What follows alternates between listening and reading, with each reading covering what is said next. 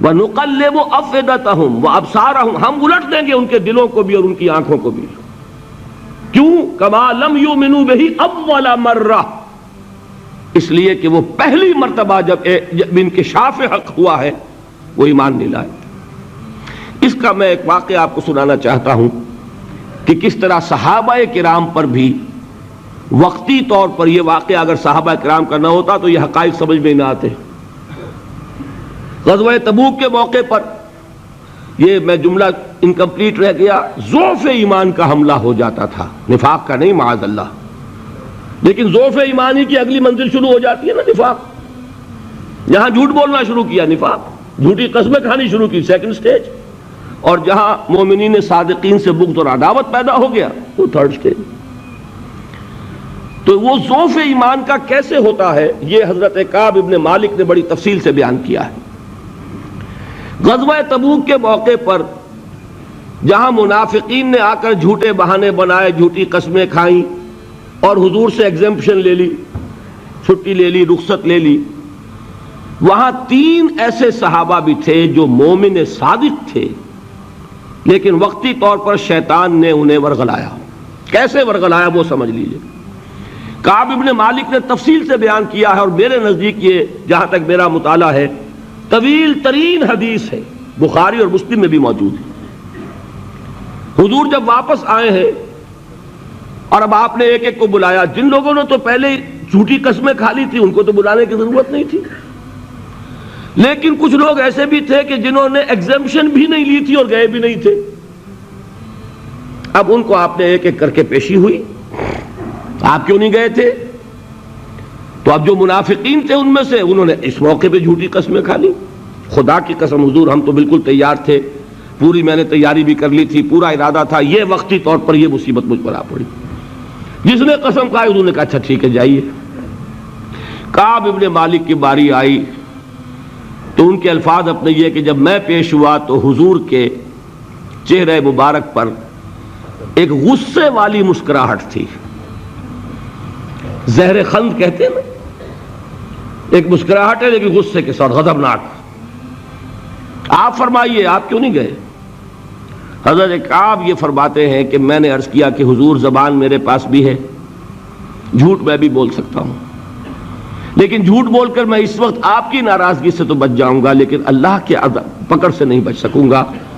میں اعتراف کرتا ہوں کہ جتنا صحت مند میں اس زمانے میں تھا کبھی نہیں تھا، جتنا فارغ البال اس وقت تھا کہ میرے پاس ساز و سامان موجود تھا راستے کے لیے، اتنا میں کبھی نہیں تھا. لیکن ہوا کیا؟ ہوا یہ کہ مجھے میرے نفس نے، شیطان نے پٹی پڑھائی. وہ پٹی کیا پڑھائی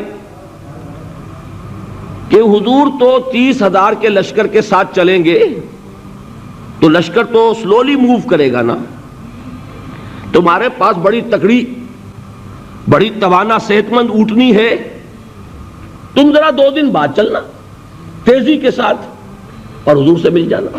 بس یہ تاخیر کا حربہ. تو انہیں خیال آیا کہ ابھی 2 دن گھر کی ٹھنڈی چھاؤں ہے، میں یہاں پہ جو آرام ہے وہ کر لوں. مجھے جگر کا شعر یاد آیا ہے کہ تپتی راہیں مجھ کو پکاریں، دامن پکڑے چھاؤں گھنیری. ایک طرف فرض کی پکار ہے، اس میں تو ظاہر بات ہے کہ وہ تپتی راہیں ہیں. لا تنفروا فی الحر سنا چکا ہوں آیت.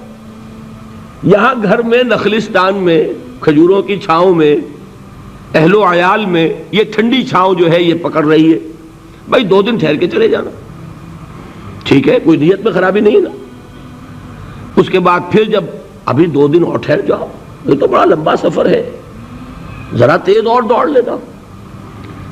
تو فرماتے ہیں کہ حضور میں اسی طریقے سے تاخیر و تعویق میں پڑا رہا، یہاں تک کہ ایک روز اچانک مجھ پر یہ چیز منکشف ہوئی کہ اب تو میں چاہے کتنا بھی تیز چل لوں میں آپ سے نہیں مل سکتا. میرے اعصاب ڈھیلے ہو گئے، اس طرح میں محروم رہ گیا. حضور نے بائیکاٹ کا حکم دیا صحابہ کو. 3 صحابہ تھے ایسے، 2 اور تھے جنہوں نے اسی طریقے سے اعتراف کیا. حضور نے حکم دے دیا کوئی ان سے گفتگو نہ کرے، سوشل بائیکاٹ. بڑی سخت سزا تھی جو دی گئی ہے، اس کی بڑی تفاصیل ہیں. اللہ تعالیٰ شوق دے تو وہ حدیث پوری پڑھیے. میں نے تو 2 جمعوں میں ایک مرتبہ صرف اس ایک حدیث کو بیان کیا تھا. شاید کہیں کیسٹس ہوں میرے ہاں، ہمارے نمبر کوئی مجھے یاد نہیں ہے، لیکن یہ بڑی عجیب حدیث ہے. لیکن اس میں جو اصل سبق ہے وہ کیا ہے؟ اس طریقے سے شیطان لیت و لال، تاخیر، تعویق، ابھی کیا جلدی ہے، ذرا اس کام سے فارغ ہو لو، ذرا پھر تلافی کر لینا، ذرا زیادہ زور سے کام کر لینا، یہ وہ چیز ہے کہ جو وہ تو خیر صحابی تھے، بچ گئے. اگر وہاں جھوٹی قسم بھی کھا دیتے تو گئے تھے. یہ تو اتنا ہی ہے نا، مردی و نامردی قدم فاصلہ دارد. اس میں تو یہی ہے کہ ذرا ایک جھوٹی قسم کھا دیتے، جھوٹے بہانہ بنا دیتے تو اب ضعف ایمان نہ رہتا، وہ نفاق کی سرحد شروع ہو جاتی. وہ اللہ تعالیٰ نے ان کو بچایا. لیکن یہ کہ ہم کیسے بچیں گے اگر ہم نے یہ روش اختیار کی؟ لہذا 3 کام. دوام ذکر نمبر 1، اس کی میں شرح کر چکا ہوں. 4 اذکار یاد کر لیجئے گا ان کو، ورنہ کیا فائدہ. نمبر 2، انفاق فی سبیل اللہ، نفاق کا علاج انفاق سے. نمبر 3، یہ عادت اپنے اندر پیدا کیجئے شعوری طور پر کہ جب ایک حقیقت واضح ہو جائے فوراً اعتراف کہ ہاں بھائی بات ٹھیک کہی آپ نے. جب ایک فرض کا احساس ہو جائے فوراً اس کی ادائیگی کے لیے آغاز. تاخیر و تعویق ہے کہ جس سے پھر نفاق کو موقع ملتا ہے. اللہ تعالیٰ مجھے اور آپ کو حقیقی ایمان عطا فرمائے اور نفاق سے بچائے رکھے.